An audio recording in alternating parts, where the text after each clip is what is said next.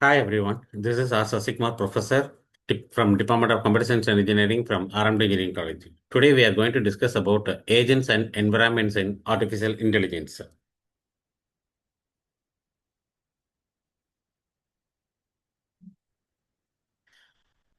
So in agents and environments, first we will see what is called agent. Agent is an autonomous action. So an agent is anything that perceives its environment through sensor and acts upon the environment using actuators. So sensor and actuators will play major role in artificial intelligence. The sensor will act as an input for the artificial intelligence, and the actuators is nothing but what to perform some actions. So next, what are the structure of agents? So we have a totally four type of structure of agents. First one is a sensor.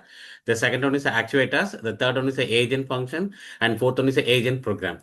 So we will see one by one. What is called a sensor? Actually, sensor is receive input from the environment. For example, if you have a camera means what? The camera which capture the pictures from the environment. So that is also called what sensor. Otherwise, microphone. For example, this I'm recording this PowerPoint presentation to Zoom Meet. So the Zoom Meet is also what we have a microphone and audio and video. So that is also one type of sensor. So that sensor will capture the input from its environment. So that is called what sensor. I hope you understand this concept. The second one is what is called actuators. Actuators, it take actions in the environment. So based on that environment, based on that input, it will perform some action, the necessary action, that is called what actuators. For example, if you developed one robo, right, that robo will perform that what vacuum cleaning means what the robo, it has two arms and two legs also. The robo will move either forward direction or backward direction or right side or left side. And what is action means what the robo, wherever the dust is available, dust particle is available, the robo will suck the dust. So that is the action. So the actuators is nothing but what take actions in the environment. Example, robot arms and wheels also. Then third one is what agent function. Agent function is nothing but a mapping from perceived history to action. So the previous history to the desired action, that is called what agent function. So with the help of that history, the agent will do some autonomous action. That is called what agent function. The last one is called what agent program. So what is called agent program is what how to implement the agent function with the help of software. That is called what agent program. I hope you understand this structure of agent. Next, we will see what is called environment in AI. So, an environment is everything the agent interacts with. It provides the context for the agent action and response to them. So, whatever the environment, whatever the actions, everything will be interacted with the help of agent. That is called what environment. Without environment, the agent cannot do anything. So, it provides context for the agent action. So, what is that action? Either forward direction or backward direction or right side or left side or upside or downside. That is agent actions. And response depends upon the environment, depends upon the input, the agent which perform the response. That is called what environment in AI. So there are some properties in environment in AI. The first one is observable. That is a fully observable versus partially observable. The second one is a deterministic versus stochastic. The third one is a episodic versus sequential. The fourth one is static versus dynamic. The fifth one is a discrete versus continuous. And sixth one is a single agent versus a multi-agent. So we will see one by one. So what is called observable? So fully observable and partially observable means what? In fully observable, the agent sensor give access to the complete state of the environment at every time step. So simply we can tell what an agent can sense to access the environment thoroughly. That is called what fully observable. For example, if you want to play chess, so there are two players playing the chess. So every opponent, every player must observe the complete environment. That is called what fully observable. So the chess game is the perfect example of fully observable. The next one is a partially observable. A partially observable means what an agent can sense or access only a part of the environment, not the whole. That is called what partially observable. So the best example is what, suppose if you want to playing cards. So playing cards means multiple player can play that playing cards also. So everyone doesn't know that what type of card they are having, the opponent they are having. So that is what only partially, that is not visible. Okay, that is one best example for partially observable. Otherwise, what the another example is what, suppose if you drive the car in that hills area, in that hairpin bend, we cannot see the what type of vehicle coming that opposite side. That is called what, partially observable. I hope you understand this concept. Then we will move on that deterministic versus stochastic. So the deterministic means what? An agent current state completely determine the next state of the agent. So what is the current state? That will determine the what is the next state of the agent. That is called what, a deterministic. In the best example in playing games, tic tac toe. So based on your move,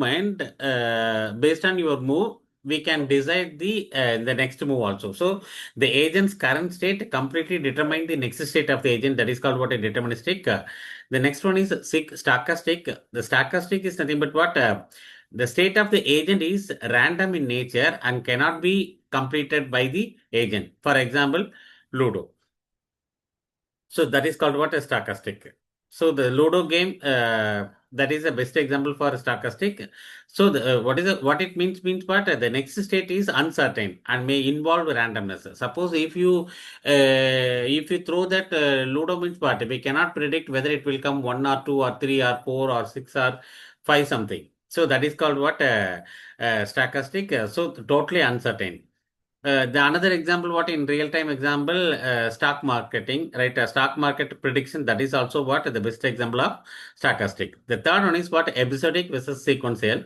So the episodic, so what is called episodic means what, an agent's action in divided into atomic incident. That is no dependency in the previous. So that is called what, episodic. So what is the example means what, the image recognition. Each image is independent of the others. So that is what. So the agent experience is divided into independent episode, and each decision does not depend on the previous one. That is called what. So everything will be independent. It does not depend on the previous one. That is called what, stochastic.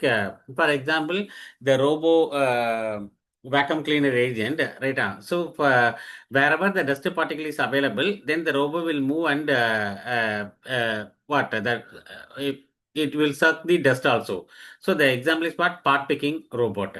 So what is called sequential means what, agent previous action affect all future decision. So the previous actions of the agent will affect the all the future decision. That is called what, a sequential. So the best example is what, chess game. Suppose if you move that wrong movement part, it will affect the entire game. That is called what, a sequential. Then we will move on to that static versus dynamic. So what is called static means what? In static, the environment does not change while the agent is acting. So that is called what? Uh,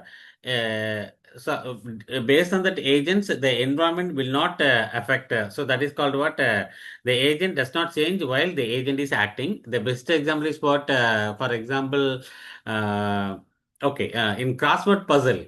Okay, that is the best example for static.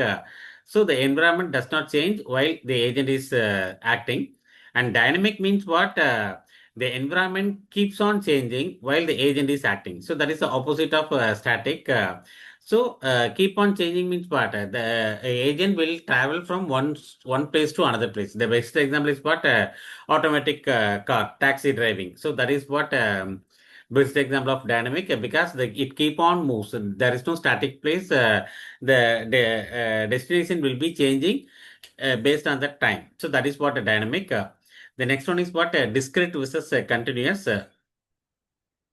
So what is called a discrete means what, the environment consists of finite number of perception and actions. So that is called what, discrete. So you can take the same example of chess playing. In the chess, we can play that maximum number of steps. So easily we can conclude the game. So that is what discrete. So I repeat once again, the environment consists of finite number of perception and action. That is called what chess. And what is called continuous means what?